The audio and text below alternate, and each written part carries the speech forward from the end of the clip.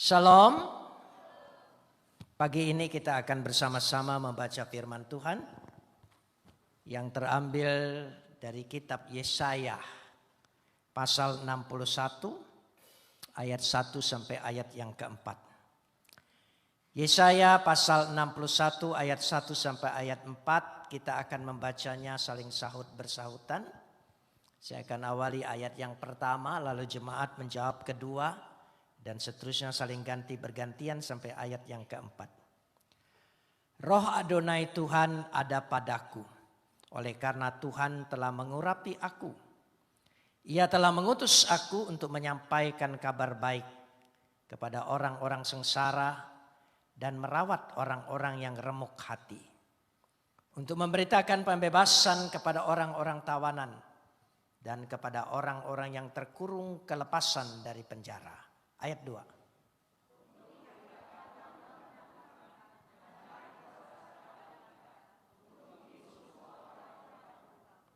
Untuk mengaruniakan kepada mereka perhiasan kepala ganti abu, minyak untuk pesta ganti kain kabung, nyanyian puji-pujian ganti semangat yang pudar, supaya orang menyebut mereka pohon tarbantin kebenaran, tanaman Tuhan, untuk memperlihatkan keagungannya.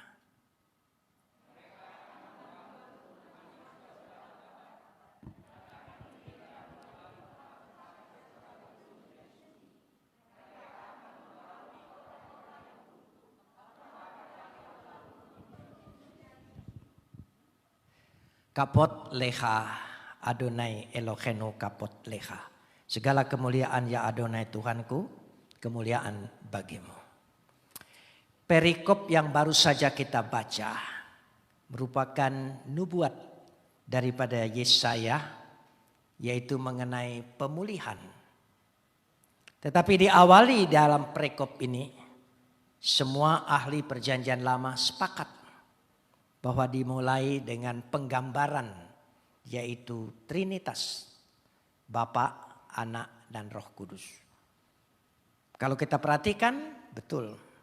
Roh Tuhan Adonai ada padaku, oleh karena Tuhan telah mengurapi aku. Ruah Adonai, roh Tuhan Adonai alai di atasku. Kataku di sini secara harfiah itu Yesaya. Tapi karena dia memakai kata mengurapi aku, maka untuk menunjukkan di sini bahwa Kristus atau Mesias.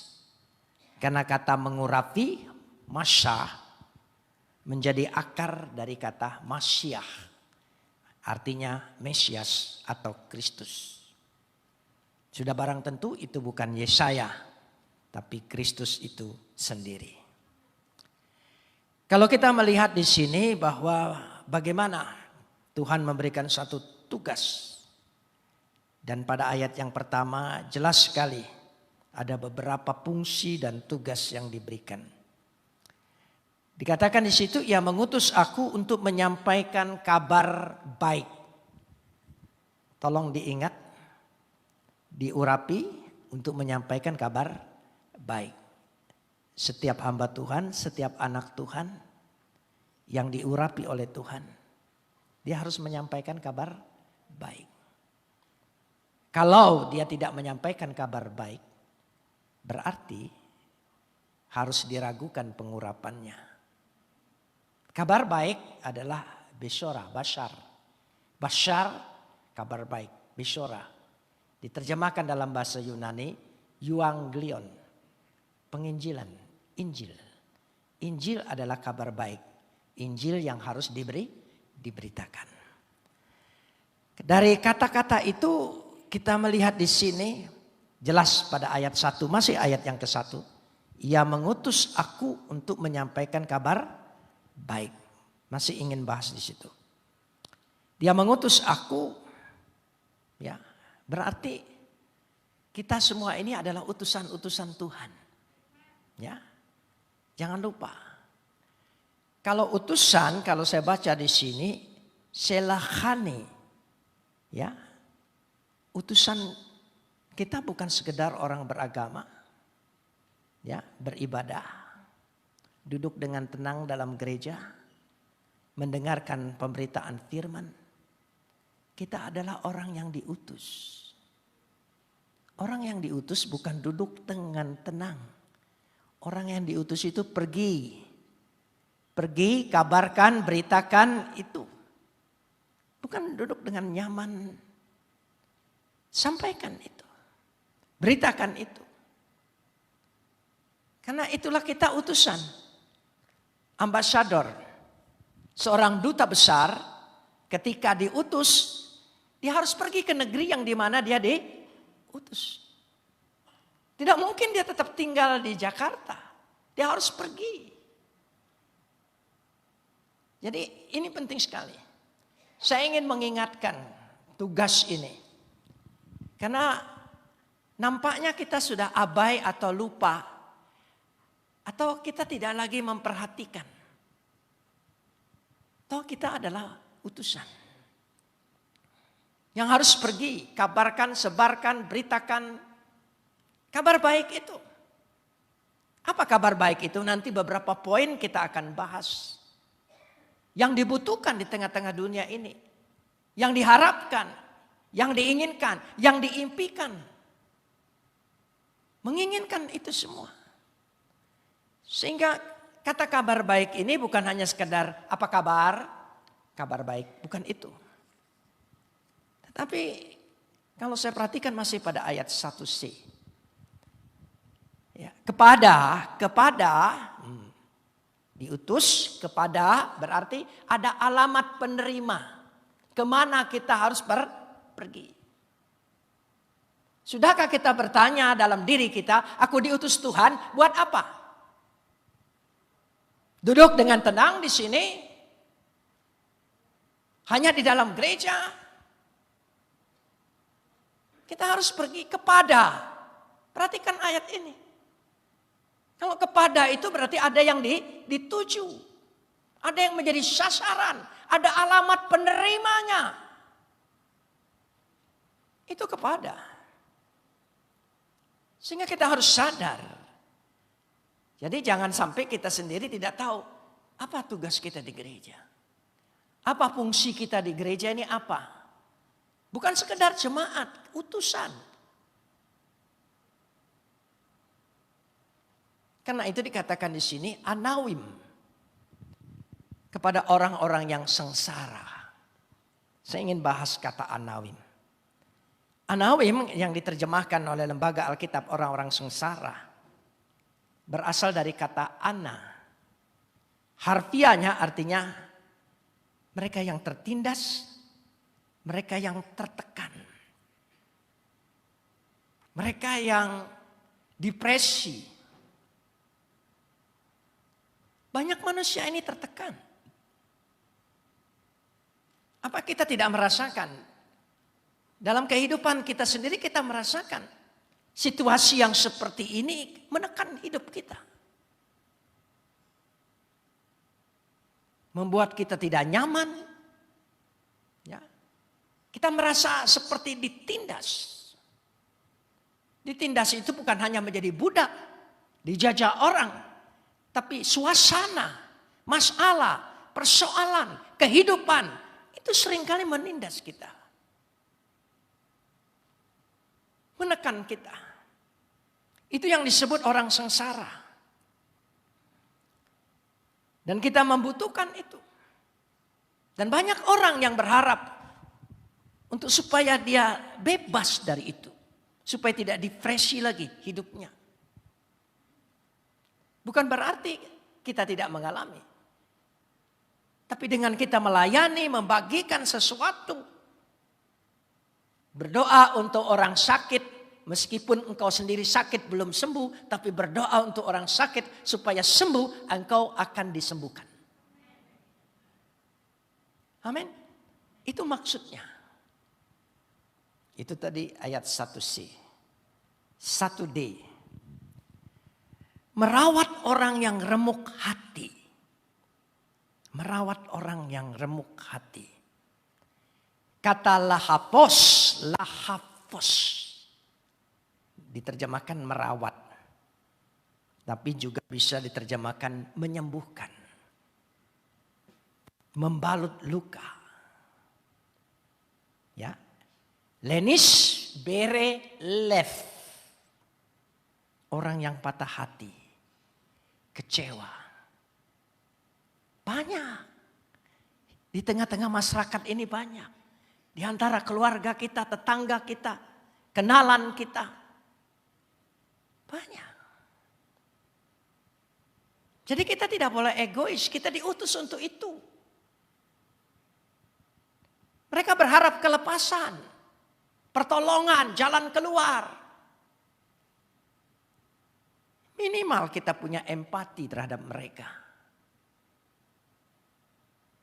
Supaya kita membalut luka hatinya.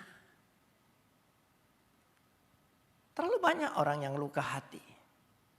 Nanti diterangkan juga terpenjara dengan masa lalu. Lingkungan kita, keluarga kita.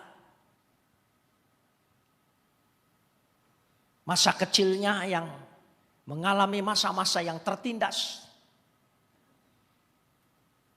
Banyak orang masih terbelenggu di situ. Tidak mudah membesarkan seorang anak. Memerlukan orang sekampung untuk membesarkan anak. Mengerti maksudnya memerlukan orang sekampung? Lingkungannya juga menentukan. Keluarganya juga menentukan. Nilainya ada di situ. Lebih mudah saya kasih contoh. Saudara pernah lihat kopi yang saset itu? Apa namanya? Ya cap kapal api, cap apa gitu yang saset satu kali seduh itu. Harganya 2.500. 2.500. Ya. Waktu itu saya tanya 2.500, sekarang saya tidak tahu naik tidak. Apa dia mengikuti jalannya minyak atau dia tetap harganya kopi. 2.500. Beli 3 set. Lalu saudara jual kopi ini di warung kopi. Saudara jual, saudara seduh, kasih air panas, sajikan. Harganya berapa?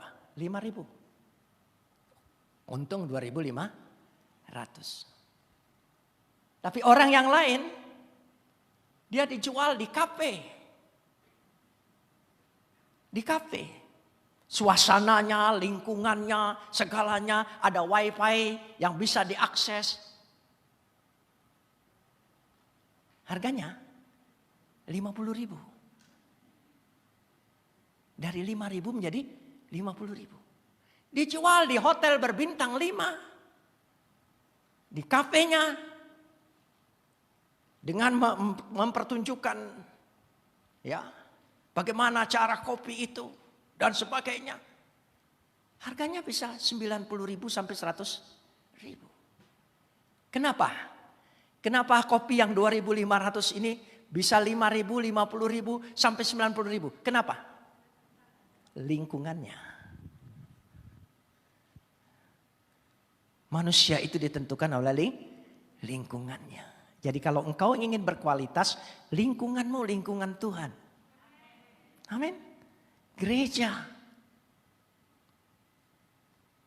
Untuk membuat kita bernilai. Inilah yang disebut. Bagaimana kita diutus di tengah-tengah ini.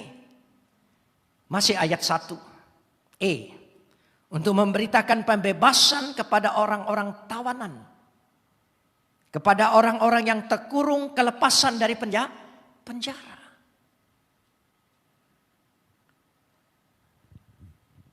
Itu sungguh-sungguh berharap.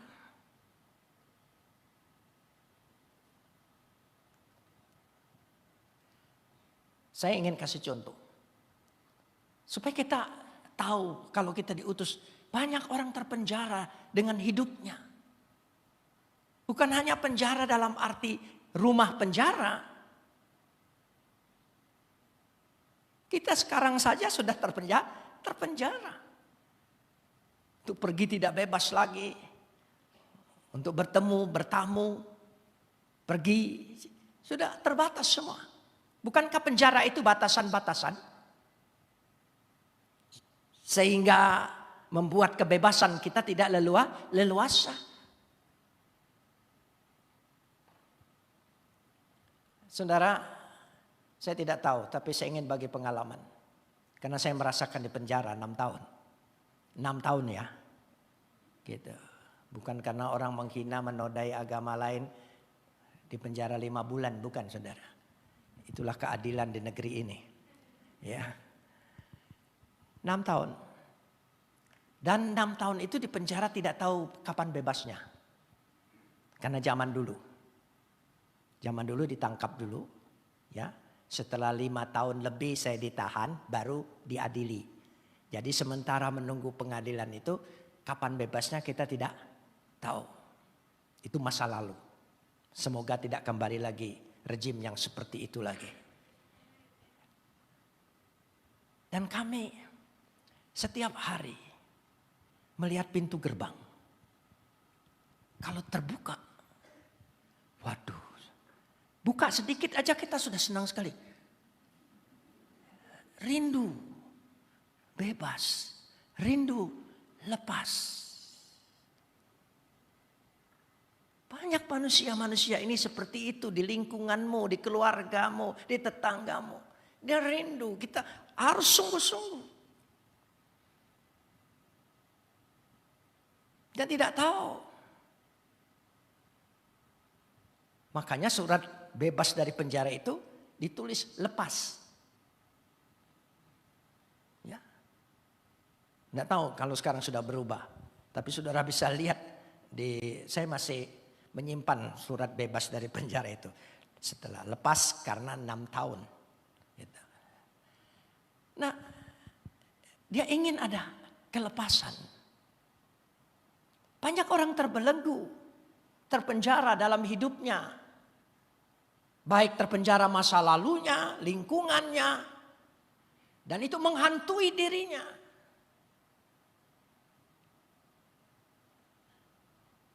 Saya sering berbicara dengan penjaga penjara. Karena sudah lama di penjara, jadi lama-lama akrab. Gitu. Sambil bicara bergurau, saya bilang, sebetulnya yang di penjara itu bukan saya, Bapak. Kenapa bisa begitu? Saya ada waktunya keluar dari tempat ini. Bapak selalu bekerja di sini. Jadi yang di penjara itu siapa? Saya bilang, dia pikir ya betul juga. Harus ada kelepasan. Lalu dia baru mengeluh, iya sebetulnya saya mau pindah instansi. Tapi tidak bisa. Apa kira-kiranya? Ya saya kan itu satu instansi Departemen Kehakiman waktu itu. Dia ingin kalau bisa pindah ke imigrasi. Loh, iya karena itu kan masih satu instansi saudara. Jadi makanya saya bilang rupanya yang di penjara Bapak bukan saya. Benar juga ya katanya. Ya, saya pensiun masih lama. Ya, Bapak bakal keluar. Ya sudah Anda tidak akan keluar-keluar. Nah, kalau tidak disadarkan mereka tidak sadar bahwa dia terpenjara. Ya, analogi saya ini itulah manusia-manusia yang di sekitar kita. Mereka punya kepercayaan, mereka punya keyakinan. Tapi keyakinan dan kepenjaraannya tidak membebaskan dan memerdekakan dia. Tapi memenjarakan dia dan memperbudak dia. Sehingga dia menjadi budak agama.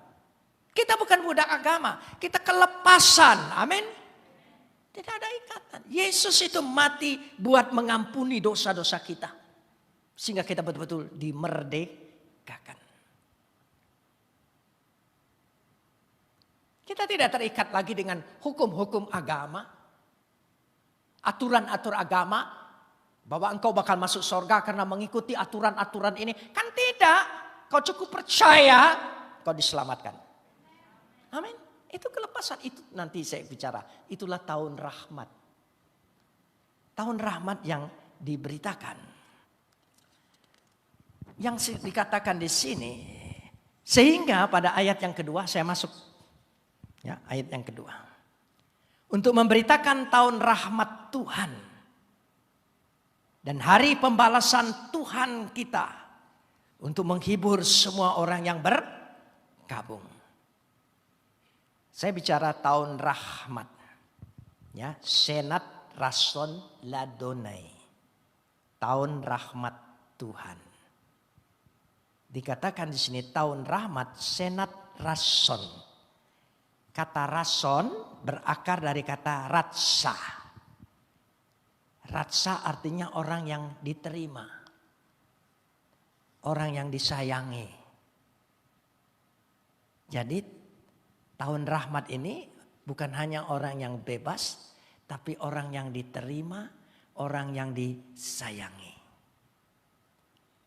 Di dalam teologi Perjanjian Lama, tahun rahmat ini sering disamakan dengan tahun Yobel.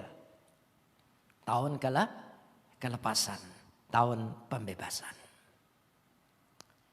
Kita ulangi ayat yang kedua, coba kita lihat bersama. Untuk memberitakan tahun rahmat Tuhan dan apa? Hari pembalasan Tuhan kita. Ayat ini dikutip oleh Lukas 4 ayat 19. Lukas 4 ayat 19. Lukas 4 ayat 19. Kita lihat bandingannya. Untuk memberitakan pembebasan kepada orang-orang tawanan dan penglihatan bagi orang-orang buta, untuk membebaskan orang-orang yang tertindas, untuk memberitakan apa? Tahun rahmat Tuhan telah datang. Ada yang hilang? Dari Yesaya 61 ayat 2. Untuk memberitakan tahun rahmat Tuhan dan hari pembalasan. Yom Nakam. Apakah Lukas lupa? Tidak. Artinya ada dua periode yang berbeda. Pada waktu Yesus datang tahun rahmat Tuhan, itu tahun kelepasan, pembebasan. Tidak ada tahun pembalasan. Tapi datang kedua kalinya baru itu Yom Nakam. Jadi dua periode. Dinubuatkan oleh Yesaya. Dijelaskan pada waktu Yesus datang, Lukas menjelaskan ini telah datang sekarang ini tahun rahmat, tahun kelepasan, tahun pembebasan. Dan kita adalah orang yang menerima itu semua. Rahmat itu kita terima. Belas kasihan Tuhan. Sehingga dengan jalan demikian kita bisa membacanya. Bahwa kehidupan kita mengalami masa-masa itu. Saudara, saya ingin bercerita sedikit. Karena itu saya katakan aturan, hukum, petunjuk, agama itu tidak menyelamatkan. Tapi kematian Yesus yang kita percayai itulah yang menyelamatkan kita. Kalau soal aturan, saya sudah pernah mengalami dulu. Saya lakukan semua. Sekecil-kecil mungkin. Seteliti-teliti mungkin. Supaya bisa diterima oleh Tuhan. Tapi di hati saya tidak ada damai sejahtera. Apa sebab? Ketika saya melihat orang di sisi saya. Hidup tidak sama melaksanakannya, saya benci. Kenapa ada kebencian? Saya benci. Dia tidak sama, dia harus sama. Kalau dia mengakui kepercayaan, keyakinan sama dengan saya, dia harus sama hidupnya, aturannya semua sama. Dan setiap melihat ketidaksamaan itu, saya marah, saya benci. Katanya saya mendekatkan diri dengan Tuhan melalui hukum ini. Tapi hati saya tidak ada damai sejahtera. Yang ada adalah kebencian, kemarahan. Itu betul-betul membuat saya frustrasi. Lalu yang menyelamatkan itu apa? Karena itu saya katakan agama tidak menyelamatkan. Tapi Yesus datang. Memberikan kemurahan, belas kasihan kepada kita, pengampunan. Dan diberikan semua. Diberikan jaminan.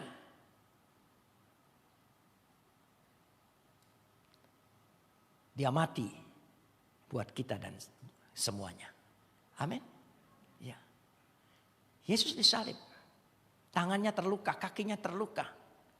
Rusuknya terluka. Waktu dia hadir di tengah-tengah muridnya, bekas lukanya masih ada tidak? Apa dia tidak mampu menghilangkan semua? Dia ilahi. Kembali lagi semula, tidak ada bekas. Kenapa bekas itu dibiarkan? Untuk membuktikan kepada kita, dia telah menjamin kita dan jaminannya kekal yang ada di sorga. Amin. Ini bukti engkau sudah ditebus. Makanya ketika kita nanti menghadap dia, tidak ada satupun yang bisa mendakwa kita. Tidak ada. Nah, kalau kita merasa dilepaskan, dibebaskan, merdeka, sukacita kita mengalir kepada orang lain. Kabar baik kita mengalir. Kuasa kelepasan kita juga mengalir kepada orang lain. Disitulah sukacita kita sebagai utusan. Karenanya dikatakan di sini, pada ayat yang ketiga kita masuk sekarang. Dia mengaruniakan. Saya ingin menekankan pada ayat ketiga ini. Mengaruniakan kepada mereka, ya, perhiasan kepala ganti abu, minyak untuk pesta ganti kain berkabung, nyanyian pujian ganti semangat yang pudar, dan orang menyebut mereka pohon tarbantin kebenaran. Tanaman Tuhan untuk memperlihatkan keagungan Tuhan. Kalau kita lihat di sini, yang pertama dulu, Tuhan memberi mereka ganti. Ada kata Ibrani yang saya senang sekali, tahat, ganti. Kata ganti ini dominan dari setiap ayat-ayat ini. Ya, kita perhatikan di sini. PR, bukan PR pekerjaan rumah. PR itu perhiasan. Eper itu abu. Perhiasan ganti abu. Artinya tahun rahmat adalah tahun pemulihan. Mari kita imani tahun pemulihan itu. Jadi kalau kita bandingkan perhiasan-perhiasan ini. Eper, saudara bisa baca Ayub pasal 2 ayat 8. Apa arti eper? Abu. Penyakit, kesusahan, kesengsaraan, kemiskinan. Ya. Lalu Ayub mengambil sekeping beling, ya, menggaruk-garuk badannya sambil duduk di tengah-tengah abu. Artinya penyakitnya, ya, kesakitannya, kemiskinannya, kesusahannya, semua Tuhan akan pulihkan, ganti perhiasan. Tahat. Jika engkau mengimani apa saja yang hilang dalam hidup kita, dia sanggup ganti. Engkau sakit, dia sembuhkan.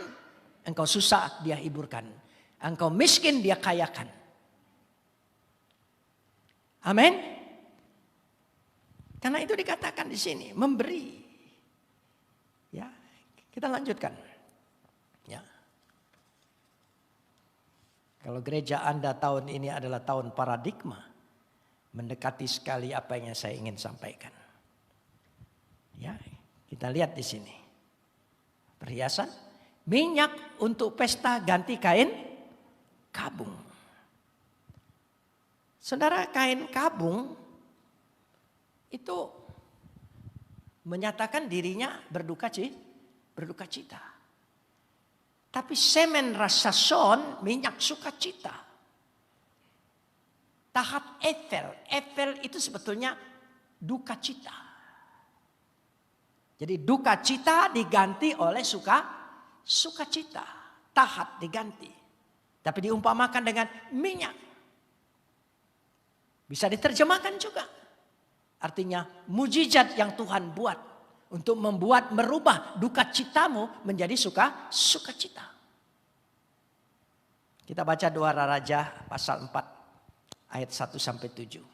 2 Raja-Raja pasal 4 ayat 1 sampai 7. Melalui minyak ada mujizat. Melalui minyak ada perubahan. Duka cita menjadi sukacita. Itu hubungannya. Ya, dikatakan. Salah seorang dari istri-istri para nabi mengadukan halnya kepada Elisa sambil berseru, "Hambaku, suamiku sudah mati dan engkau tahu ya bahwa hambamu ini takut akan Tuhan. Tapi sekarang penagih hutang sudah datang untuk mengambil kedua anakku menjadi budaknya." Lanjutkan ayat 2. Jawab Elisa kepadanya, "Apakah yang dapat ku perbuat bagimu? Beritahukan kepadaku apa-apa yang kau punya di rumah." Berkatalah perempuan, "Hamba ini tidak punya sesuatu apapun di rumah. Kecuali masih ada sebuah buli-buli berisi bimoli." Ya, kira-kira di situ ya. Kiranya. "Pergilah mintalah bejana-bejana dari luar pada segala tetanggamu. Bejana-bejana yang kosong. Ya, karena minyaknya sudah langka." Rupanya perempuan ini mengalami masa yang hampir sama seperti kita ya. Ya gitu rupanya. Kehabisan minyak mereka ya. Gitu. Kemudian masuklah, tutuplah pintu. Sesudah engkau dan anak-anakmu masuk, lalu tuangkanlah minyak itu ke dalam segala bejana. Mana yang penuh angkatlah. Lanjutkan ya. Pergilah perempuan itu. Daripadanya ditutupnya lah pintu. Ya, sama dia lakukan semua. Dengan anak-anaknya mendekatkan bejana kepadanya. Sedang ia terus menuang. Ketika bejana-bejana itu sudah penuh. Berkatalah perempuan itu kepada anaknya, "Dekatkanlah kepadaku sebuah bejana lagi." Tapi jawabnya kepada ibunya, "Tidak ada lagi bejana." Lalu berhentilah minyak itu mengalir. Ada sebuah mujizat. Luar biasa. Jadi dengan kata lain. Inilah yang dimaksud shemen. Minyak mujizat.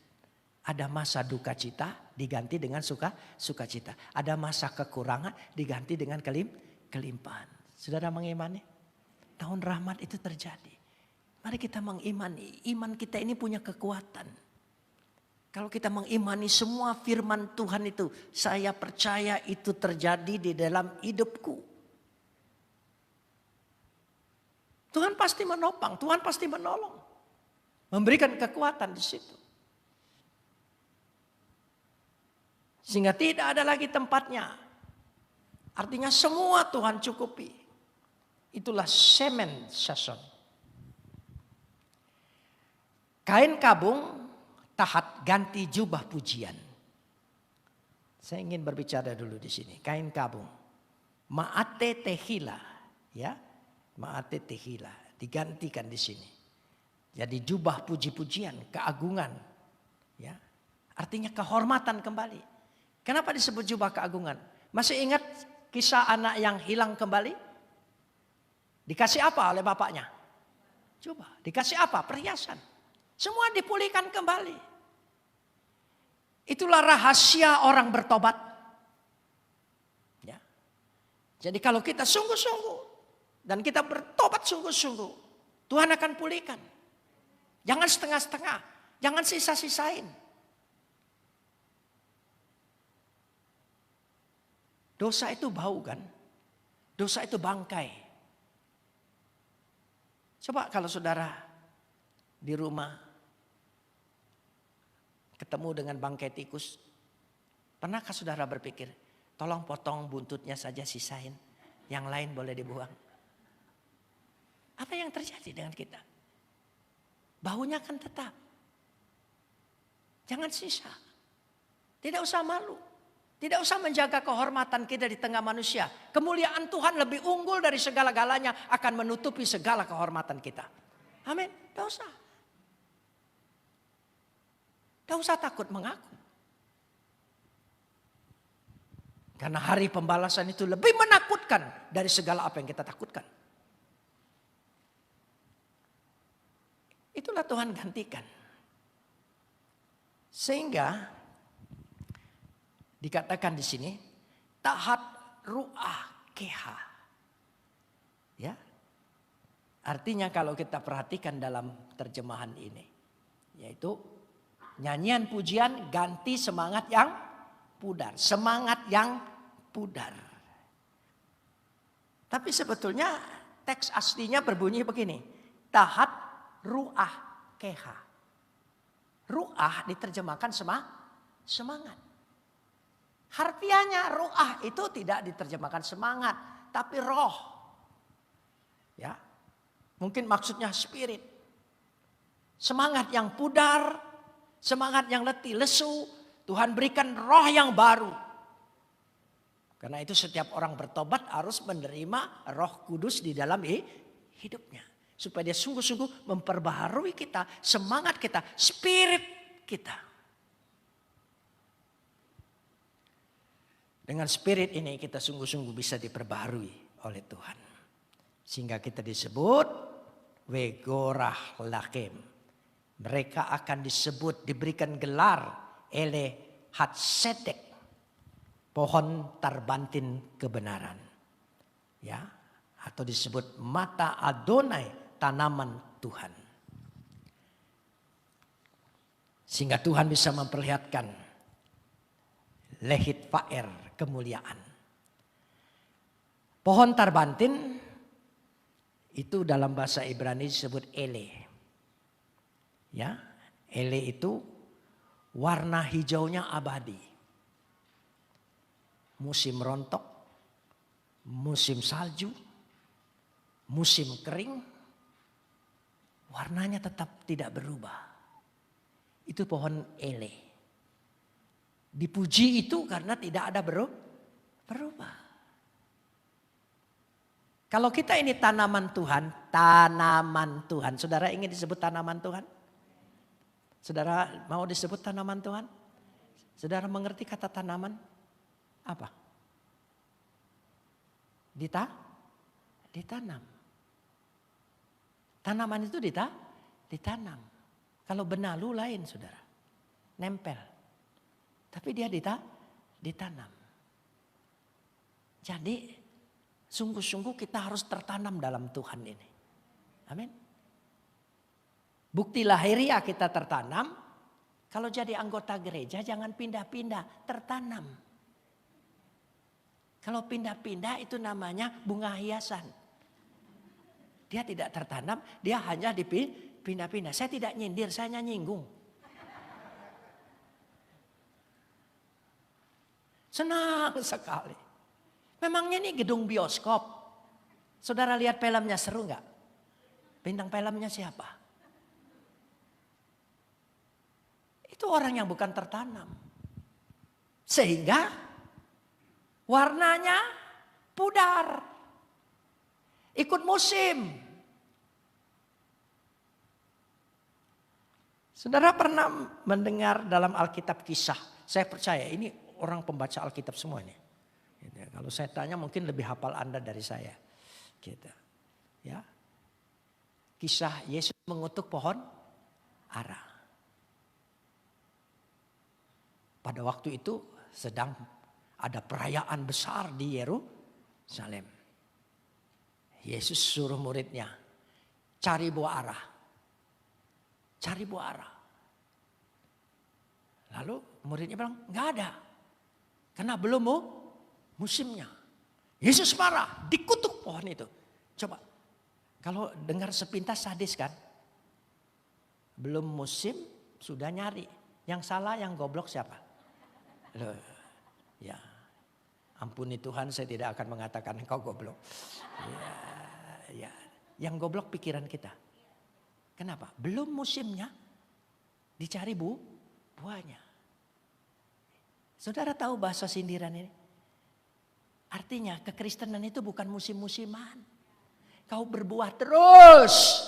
Jika engkau berbuah karena ngikutin musim, dikutuklah kau. Bukan Yesus sadis mengutuk. Itu untuk perumpamaan contoh murid-muridnya yang goblok itu. Supaya ngerti. Kan kalau orang baca sepintas gak ngerti situasinya. Cari buah ara, udah tahu belum musimnya. Ini yang mana sih? Gitu ya. Tapi gak berani ngomong lebih dari itu kan. Pokoknya ceritanya begitu. Gitu aja lah sudah. Gitu. Pokoknya meskipun saya tidak tahu, pokoknya iman aja. Nah itu iman yang goblok juga. Nah, makanya perlu belajar Alkitab. Belajar, mempelajari. Alkitab itu tidak turun dari langit. Perjanjian lama, perjanjian baru, blok datang, Rasul terima. Enggak. Diilhamkan, ditulis oleh orang-orang sesuai dengan zaman dan keadaannya. Dia tulis. Yesaya ditulis di negeri mana? Matius ditulis, Yohanes ditulis di negeri mana? Dia bukan ditulis di Palembang. Ya. Makanya tidak ada contoh Palembang.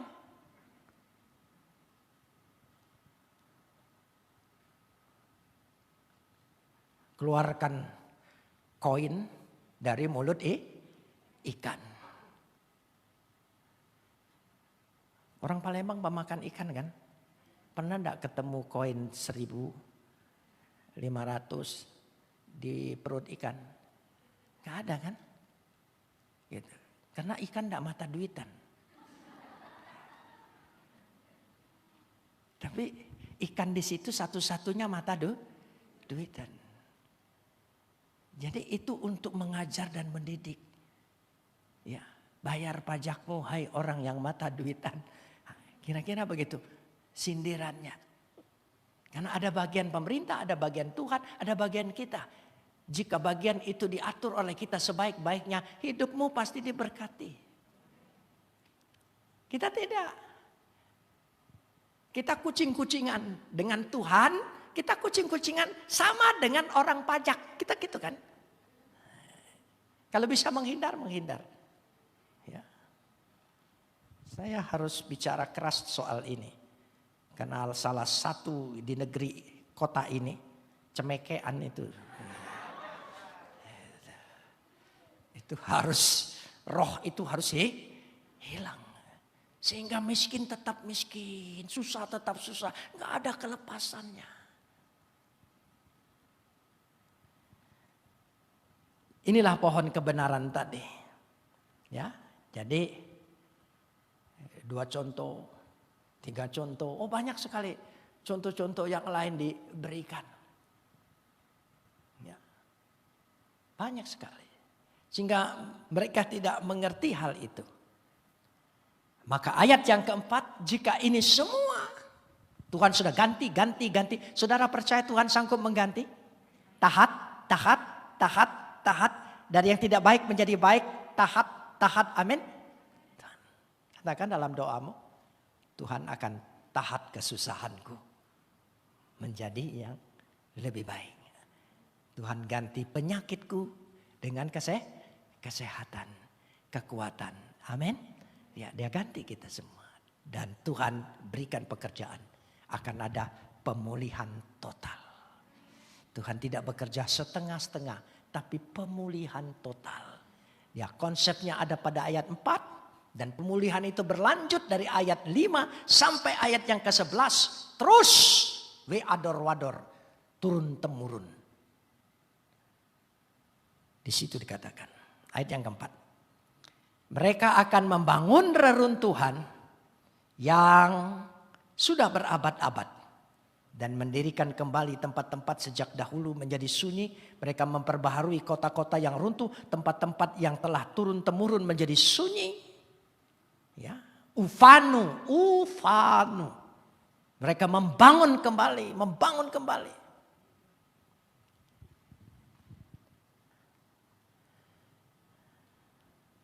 Sebelum pandemi, 1 tahun sebelum pandemi, siapa yang sudah ke Yerusalem? Sebelum pandemi, 1 tahun sebelum pandemi. Ya, ada?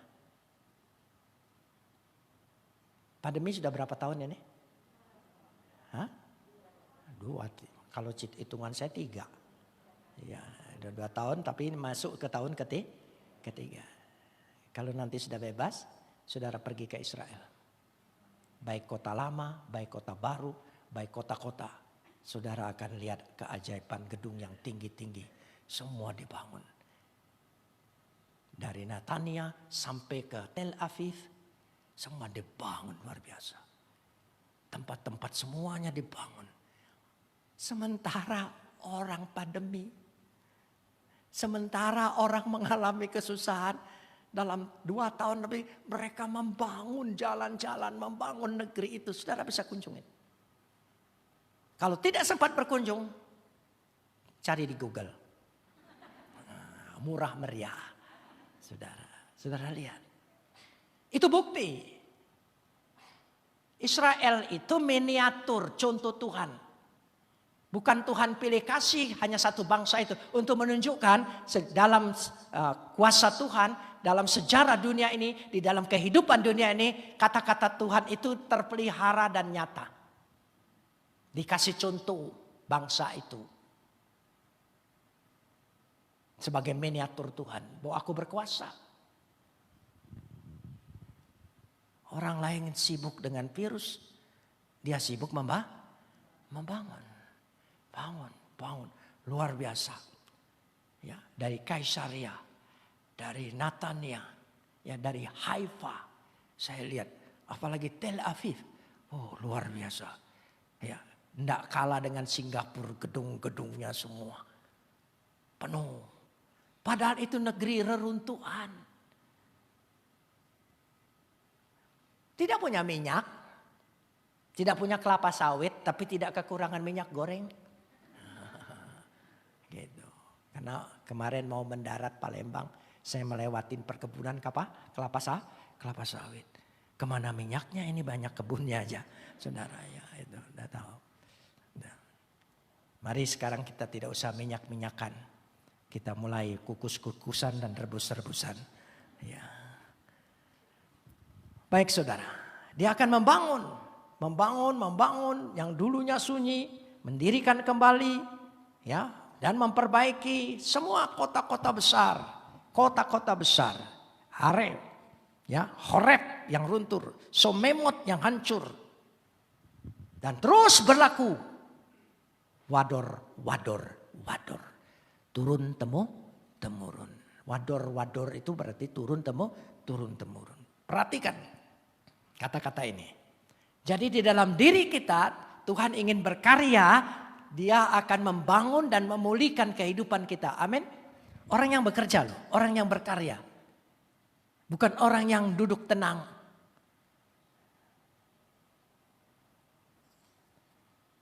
Ufanu. Satu kata. Ufanu. Membangun kembali. Kata yang kedua. Yakomemu. Coba, Yakomemu, mendirikan kembali, ya. Wehidesu, memperbaiki. Semua Tuhan berikan kuasa itu pada kita. Ya. Kita mengimaninya. Supaya kita bisa membangun kembali hidup kita, ekonomi keluarga kita, pekerjaan kita, karir kita, masa depan kita, amin. Kita ingin dipulihkan dan dibangun kembali. Dan pembangunan itu kekal, wador, turun temurun dan berlanjut. Dari ayat 5 sampai ayat 11 di rumah tugas Anda membaca. Saudara lihat pembangunannya terus berlanjut. Di tengah-tengah kesusahan, di tengah-tengah tidak mungkin. Tapi kalau Tuhan menginginkan sesuatu yang tidak dapat dihalangi. Kalau Tuhan sudah memulai, tidak ada satupun yang dapat menghentikannya. Karena itu kita perlu Tuhan. Amin. Kita perlu Dia. Hanya satu. Siapa namanya? Yesus.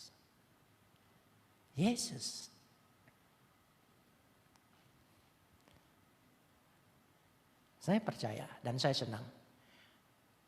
Orang selalu bilang gini, Tuhanmu ada fotonya. Ada salibnya, ada apanya. Karena Tuhanku bukan hayalan. Tuhanku itu hadir dalam sejarah. Sebab apa saja yang tidak bisa diraba, tidak bisa dilihat, menurut ilmu otak yang cerdas, itu berarti tidak ada apa-apanya. Jadi saya bangga, saya berbahagia Tuhan mau berjalan, Tuhan mau menangis, Tuhan mau sedih. Oh, saya senang. Karena kalau saya sedih berarti dia bisa merasakan kesedihanku. Kalau aku menangis dia merasakan air mataku. Amin. Kalau dia merasa lelah, aku merasa lelah, dia merasakan kelelahanku. Sebab firman itu sudah menjadi manusia. Kenapa dia tidak menjadi lain coba? Kenapa dia tidak menjadi lain? Dia menjadi manusia, real seperti kita. Ngikutin proses manusia. Saya waktu baca itu dan tidak pernah habis-habisnya saya mengerti dahsyatnya firman itu menjadi manusia. Ya. Tuhan mau bisa diraba, bisa. Murid-muridnya pernah merabanya. Dia hadir, dia merasakan semua. Dia tahu perjalanan kita jauh, dia pernah jalan jauh. Dia tahu kaki kita lelah. Karena dia mengalami kelelahan itu. Siapa bilang Tuhan tidak peduli? Tuhan sangat peduli di dalam Yesus Kristus. Amin. Dia peduli. Karena itu mintalah dalam nama Dia. Berdoalah dalam nama Dia. Karena Dia sangat peduli dengan kita sebagai manusia. Mari kita berdoa.